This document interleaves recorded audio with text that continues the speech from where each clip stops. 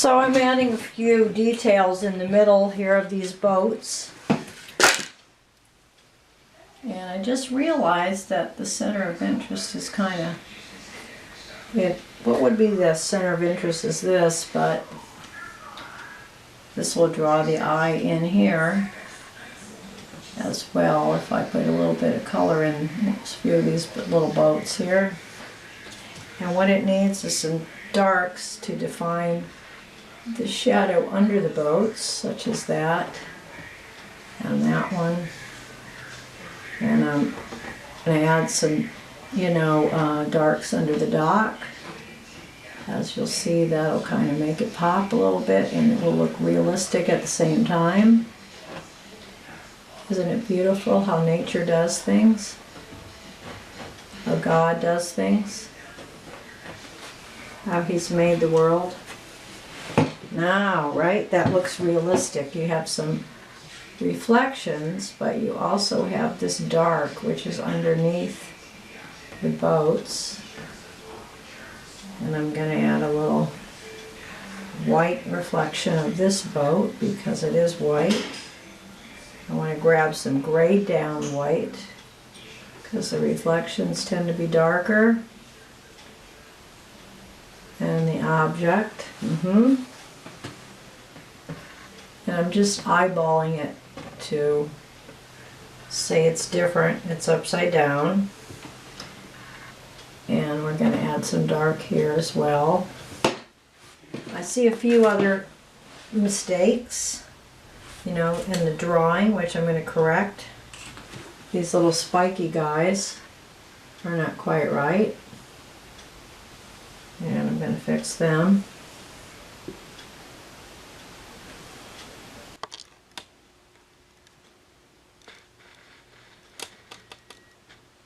And also the shadow under this plate, and making that plate look a little bit more round.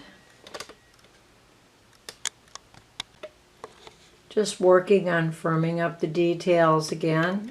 Maybe you can see those bougainvillea and the boats there, and I just added a little bit of lighter blue to the background water. That makes it recede. It looks more realistic. It's in the background.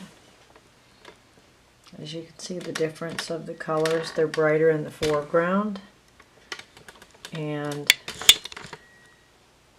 less bright, less strong in the foreground, or the background rather.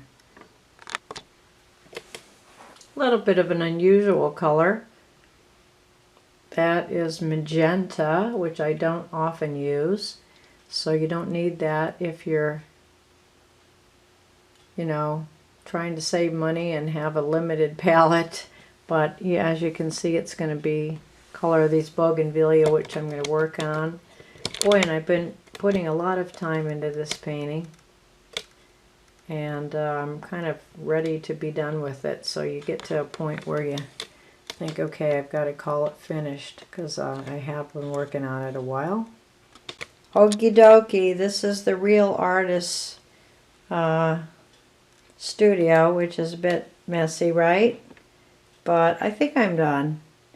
And I'm just going to tell you that I went on a trip to Rhodes a couple years ago, and I always loved this scene. And a few months ago I had a subject which was aged or aged, which explains the cheese, the olives, the wine.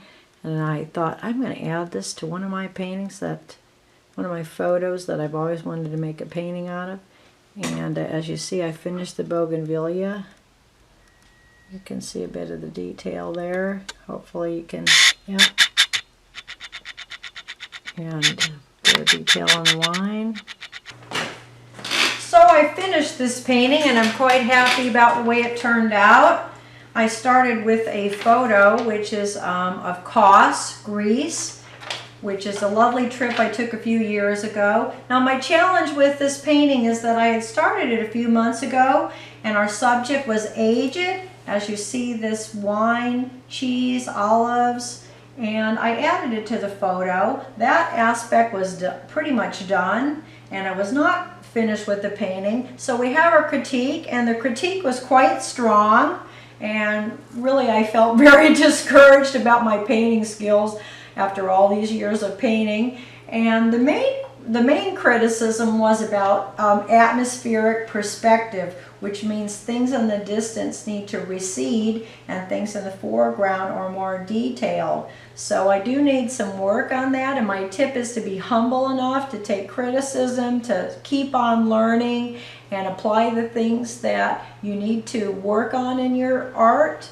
Not to be discouraged, but to keep learning. Don't give up. I took the painting off the wall. I said, I'm going to finally finish this, and I took that to heart. I took a wash, which means you add some water to paint, and it's quite thin, and I washed over this background of these mountains to make it recede, a bluish white, and I added this aspect to the painting, and then I washed over it as well with this bluish white to make it recede. And in the foreground I added some more details, which everything has, you know, a light, a medium tone, and a dark tone. So I firmed up some of those kind of details to make it more three-dimensional.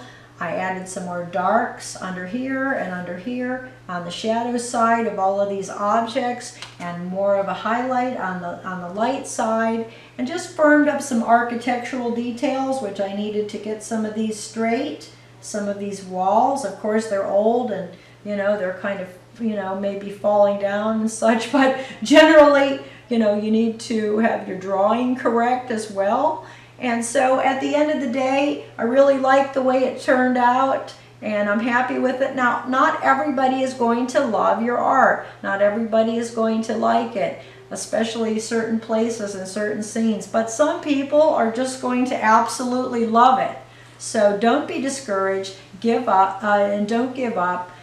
Someone is going to love your art, and you're going to love doing it and learning, and it's just a great feeling, and just to be thankful. So I'm pretty thankful for the way this turned out. Thanks for watching Landscapes You Love. Hey, thanks guys for watching. Please subscribe and like my page, and if you would like to have a landscape that you love, click the link below at luannbagnall.com. Thanks.